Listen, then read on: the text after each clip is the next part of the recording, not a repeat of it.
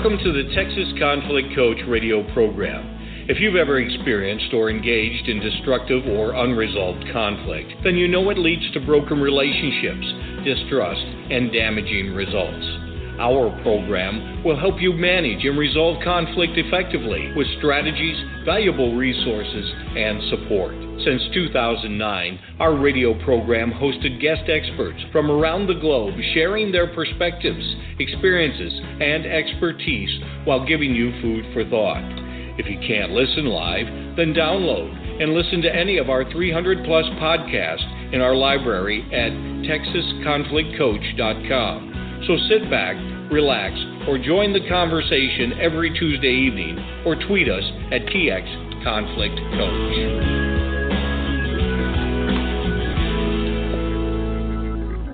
Conflict opportunities present themselves in various ways. Often we don't notice the impact of seemingly unimportant, off-putting comments that we make to others, or of disagreements that brew in our minds that lead to something bigger than they started out. The key is communication and checking our assumptions about each other's motives and intentions instead of labeling, blaming, and sitting in our hurt. In this episode, Being in Conflict, Lessons Learned from a Conflict Management Coach, the founder and host of the Texas Conflict Coach, Pattie Porter, chats with me, your special guest host, Zena Zumeta, about the lessons she has personally learned and how she embraces conflict constructively, courageously, and with compassion. Join us in the chat room at Blog Talk Radio, www.blogtalkradio.com/Texas-conflict-coach, and post your comments and questions. You can also tweet us using #ConflictChat. Well, Pattie, this is such a pleasure and privilege to have you as my guest on your show. You know, it sounds familiar from 5 years ago when you first interviewed me after me having you as a guest, and you had this brilliant idea, and you're like, what? You know, why don't I interview you? And I'm like, oh, that would be an odd thing on my own show. So we come full circle to another interview, and we'll talk a little bit later at the end of the show, some transition that we're going through. Right. Well, and we need to just mention that this month, April of 2017, the Texas Conflict Coach radio program celebrates its 8th anniversary. So that's quite something. Yay! It's been quite the journey. 8 years has gone by fast, and yet it also feels like at times it's gone really slow in terms of the radio program. But yeah, that's quite a long time, and I don't think I ever envisioned having done the radio and the podcasting for 8 years. But here we are. Right. Well, let me just ask you, since we're talking about that, in that 8-year journey of educating the everyday person, even around the globe, what do you think you're most proud of?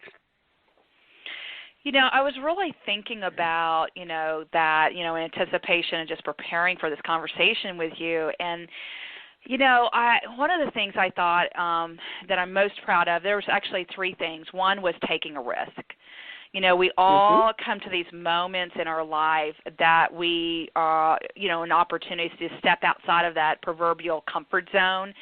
And for me, it was podcasting and hosting a radio program. The risk really allowed me to stretch, to grow, and to have some fun. And I never realized, how much it would stretch and how much I would grow from it.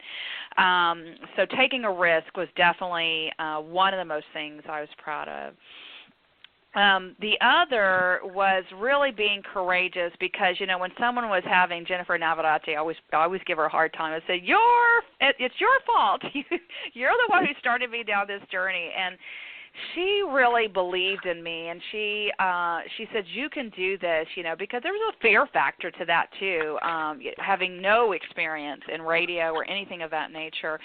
So really thinking about how, what is the thing I was afraid of, and how could I just tell myself, let's just be courageous about this, and telling myself, it's going to be okay. It's going to be okay to fail. It's going to be okay to make mistakes. And I knew that she had my back. She was coaching me and just kind of guiding me to get started, and that it was going to be okay to just stand up and try again if I did fail. And so, being courageous there is a lot of opportunities to be courageous on this show.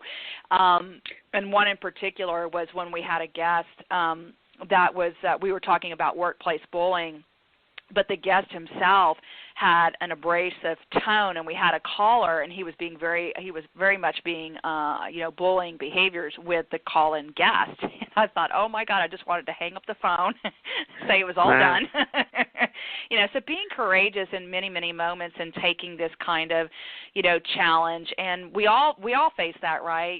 Where whether we're, even in our field as mediators, coaches, dealing with conflict all the time, we as practitioners have to be very courageous in how we deal with people. But imagine the people at the other end that we're helping, who is either at the mediator table, they have to be courageous to sit in the room where they know they're either angry at the other person or the other person's about to pounce over the table at them. And so the courage was another thing. And then the last two was partnering with others. I'm really proud about how this really turned, and really you're the one who kind of had that first true partnership with Zena, because like we said a few minutes ago, you were instrumental in helping me change how we host the programs, and when you turned around and said, well, let me be your guest host, your host, and let me interview you, and that actually started the whole trend of bringing in other special guest hosts. And you were also the one who I was very proud to do that too. Yes, I know. It was so much fun too, and yes. And you were also instrumental in bringing in the idea of using student interns as the program was going. So that whole partnership with you and so many people was something that I felt really proud about too. Well, I think I really want to acknowledge your courage in doing it and taking the risks that you did. It was just, even for me, trying to be a guest host was scary. And for you, just opening up all of this and all of the things that you had to learn, all of the things that you did, and the people that you have been bringing on the show, really wonderful conversations. So I have to applaud the fact that you did it, the fact that you thought of it, and the way that you did it. It's really been an amazing piece of work for these 8 years. And, behind it is also the work that you've done as a conflict management specialist. I'd be interested to talk about what brought you there. How did you learn to manage conflicts, and talking about how you are in conflicts. What has your journey been in conflict and conflict management? Yeah, I think a lot of people who've learned and gotten to know me now in today's world, I think they are really surprised when they hear that I tell them I grew up as a conflict avoider. And that carried with me for many years in my early young adult life. And let me tell you, I was really good at it. Well, I am surprised to hear that, yes. I was really good at conflict avoidance. But, as I entered into my, really started to get into my adult years, and I started to painfully find out how avoiding any potential confrontation, I don't mean like shouting at somebody's spouse, but anything that felt like I had to speak up, meant I found out that by avoiding these types of things and standing up for myself, it really compromised me. It compromised who I was and how I saw myself, but it also compromised my relationships with people, which ironically is the very thing I wanted to build, was relationships. But my ability or my inability to communicate what I needed, and therefore how I felt about it when I wasn't getting those needs met, the resentments would build because of my inability to do that, because of my fear. I didn't want to take the risk. I didn't want to cause conflict. And so it was interesting when, I entered the dispute resolution field and started to learn about. I was already, finishing up my 13-year bachelor's degree, and I knew that I wanted to, yeah, exactly, right? And I knew that I wanted to go into the helping field. Many of us who do this work want to go into the helping field, but at the time, I didn't know there was a dispute resolution field. And so I've already told that story, how I got in the dispute resolution field, but it was when I started to study conflict dynamics, that's when I really started to make more dramatic shifts in how I viewed conflict, how I viewed myself, really looking at the fears I had about speaking up for myself, and how I engage with people, and how do I, communicate my needs, and how do I listen to concerns and begin to use more courage in addressing the problems. And so let me tell you, it was not an overnight success. It never is. But, I've heard, one of the phrases that I have heard is, we all teach best what we most need to learn. And it seems like your story is exactly that you coming out of your own reluctance to deal with conflict, you really can help others to do the same. Well, that's what I've been hoping, and I don't think it, for a long time I actually went through this phase of feeling like an imposter. You've heard the imposter syndrome. I'm an imposter. Yes. And I went through that phase too, because I thought, oh man, I'm learning about conflict and dealing with conflict and how to, speak up and how to listen differently, and then I can help people do this. And then I'm like, you suck at conflict. How could you possibly help other people, And it's been over 22 years of studying, practicing, applying, being coached myself, being intentional, willing to fail, learning and honing my listening skills and a big thing, changing my reactions, to those triggers that I had. And most importantly, managing my own strong emotions and my knee-jerk behaviors, when I would get triggered. And so understanding conflict dynamics, understanding what trigger points are, understanding that I can change my thinking and that I can control those emotions, but, you're changing a lifetime of foundational stuff, that's there. And so it's taken a while. That's why I say not an overnight success. But it took a while for me to get to this place where people are like, oh, you're so calm, and you're so good at conflict. Beautiful. And I'm like, yeah, you should have seen me several years ago. Well, I think that is even more impressive that you've had to work hard to get there. I think it's quite wonderful. So you've gotten to where you are. And I think we all do. Yes, I think we all do, don't we? Yes. Yeah, I don't know anyone who has found it easy. So I agree with you. But, you have gotten to this place where you are now. What makes you continue with it? How is it still challenging for you to be in this field of interpersonal conflict? It's one thing to be in the helping profession and help people. So I'm helping them as an interventionist. I'm training and educating. So I know the stuff really intimately, but then every day I have to be very intentional as well about how I'm dealing with conflict. So what do I continue to be challenged by?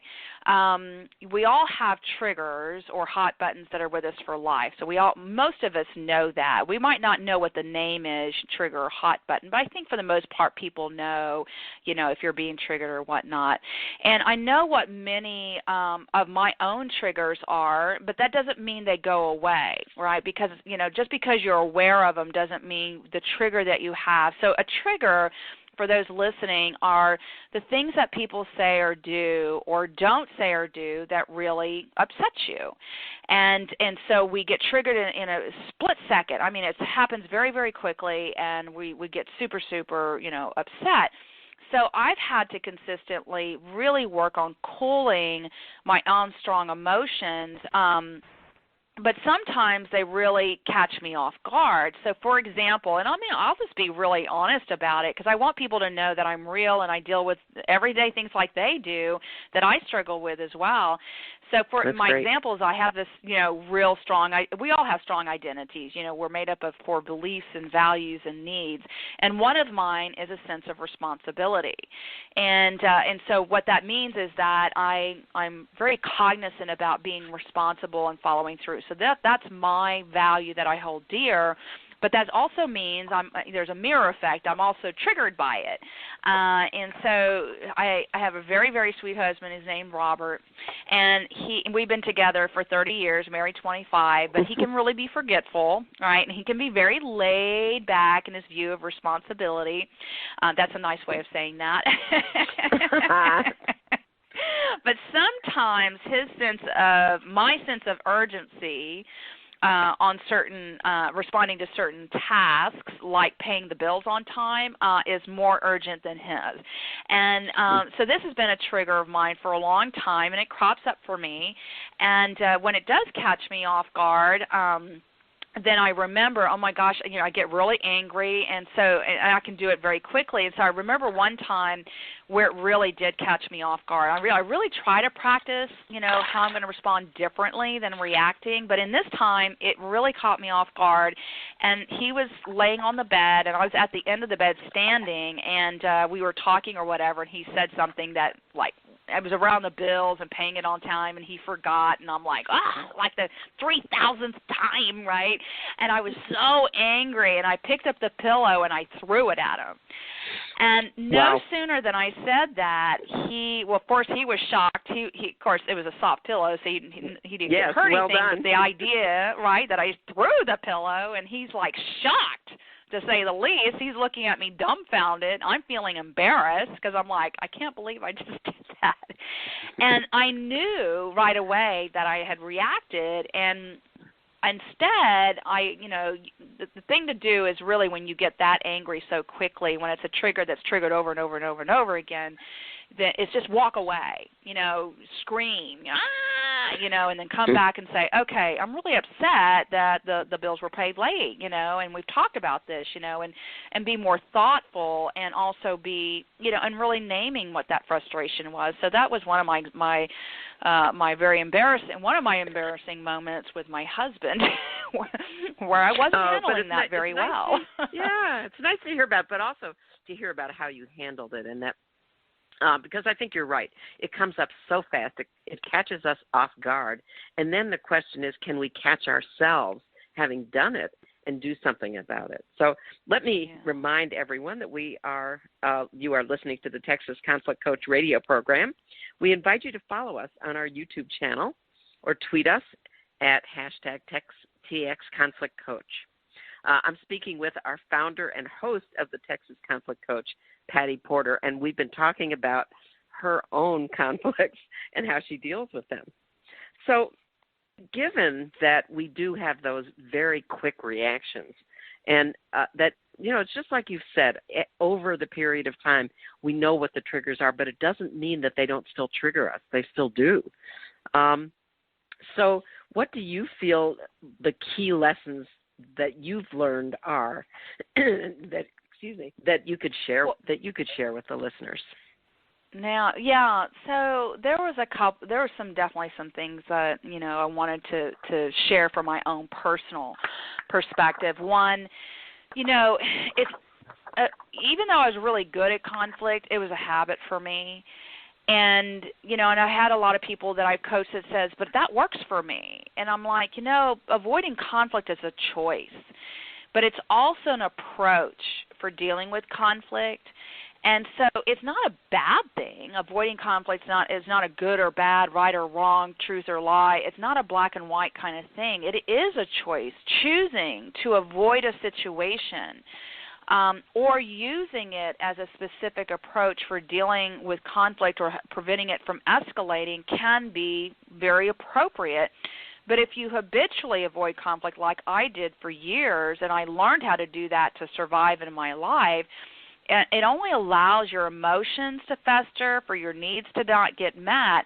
And so either let it go. I learned either I need to let whatever's bothering me go if I'm trying to avoid it, or I need to be able to discuss my concerns with the other person. So just know avoiding conflict is a choice and it's an approach. The other, with the example, the trigger with Robert, is to get off automatic pilot. Plan how you're going to respond when you're triggered. And so if I know that my trigger is around responsibility or follow through, and I know that every time Robert didn't follow through, I was going to get really pissed off, then I knew I had to change the pattern.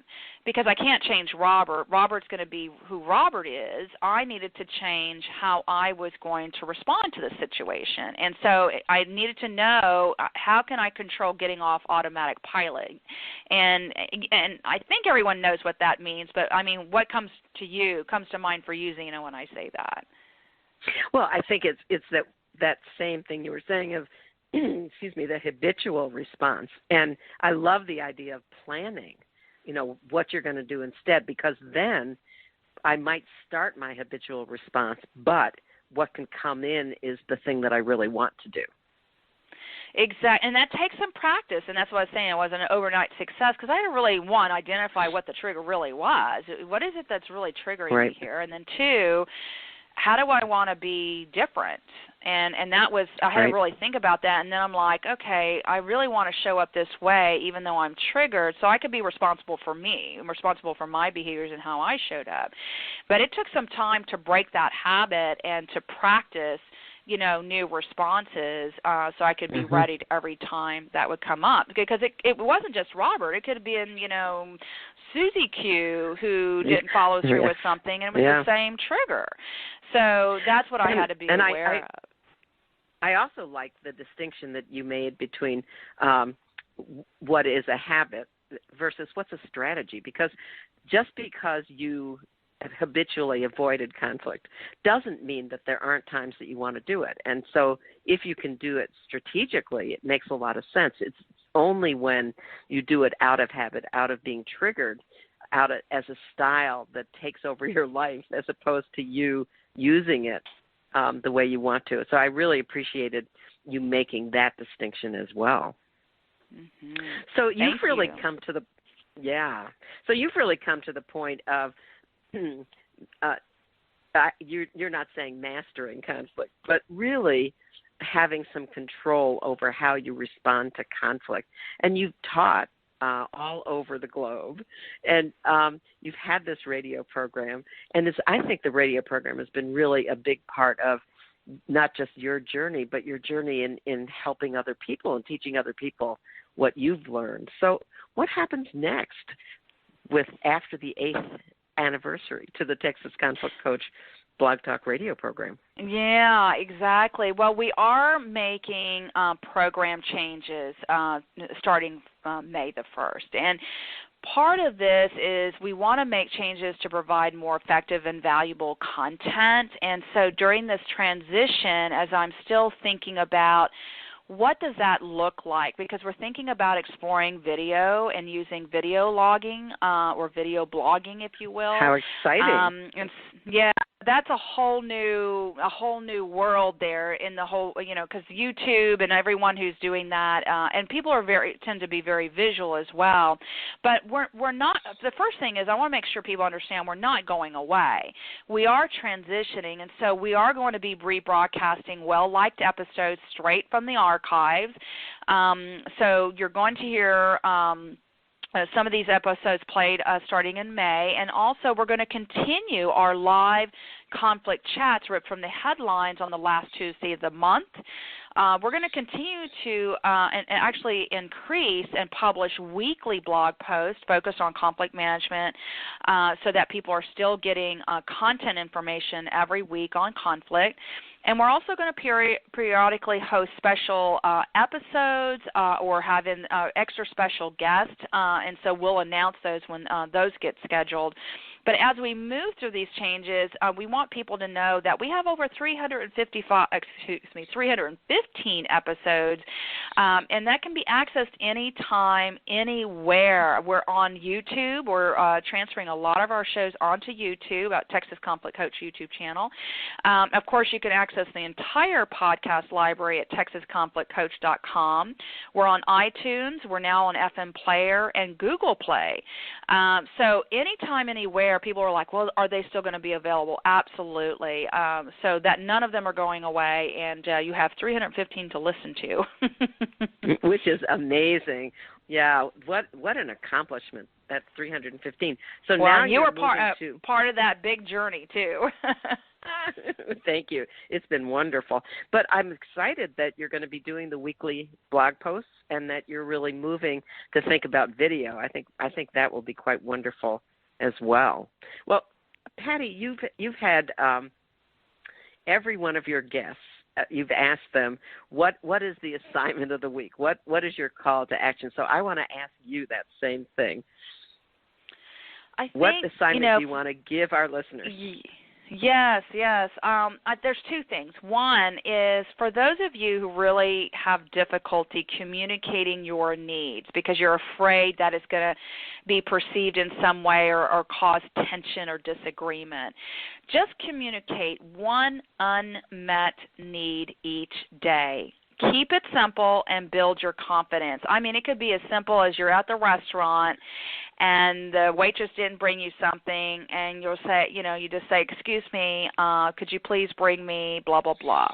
Or if it's a friend, just say, I really need you to just listen to me for just a few minutes. I mean, so it doesn't have to be nasty or anything. It's just communicating what is that need once a day. And the second is, learn to start expressing your emotion, and what I mean by simply share, because by naming your emotion, it really kind of takes the sting out of things. So something's like, I'm upset about how I was spoken to in front of others. Now that might be a little scary or feel a little risky, but how do you express your emotion by naming it to the person that you're upset with? Maybe once you have calmed yourself down, you go back and say, I'm really frustrated, I'm really angry, and I really just wanted to say that, and then walk away. I mean, just bring it in, integrate it in, and sometimes just saying it out loud, I'm really upset. Just saying it out loud, literally naming the emotion really takes that sting. So those are two very specific things that you listeners can start doing. Boy, and those are a beautiful place to start, especially given your own background. I really appreciate that as a way to move out of avoiding conflict and into really understanding what our own triggers are. That is wonderful. So you want to repeat the contact information for yourself? Well, first of all, they can get all the access to all the podcasts in the podcast library at texasconflictcoach.com. And you can also go to YouTube and just do in the search engine there, Texas Conflict Coach. And you can also look up our mini book, Stop Avoiding Conflict and Stop the Dreaded Drama, at endingdestructiveconflict.com. There are links on all the different websites, so you'll be able to find those two mini books that way as well. That's great. Well, do you have a final message that you want to leave with the listeners for this interview with the founder and the host? Thank you, Zena, so much for helping me by closing the show out that way. Yes, everyone, just continue to embrace conflict courageously and constructively. Thank you, everyone, and thank you, Zena, for doing this with me tonight. Well, and thank you to everyone who's listening. Thank you for listening to the Texas Conflict Coach. We hope you've enjoyed the program. You can find over 300 podcasts archived to listen at your own convenience at texasconflictcoach.com or download the podcast at iTunes or Stitcher Radio. To learn about upcoming radio programs and resources, sign up for our monthly e-newsletter.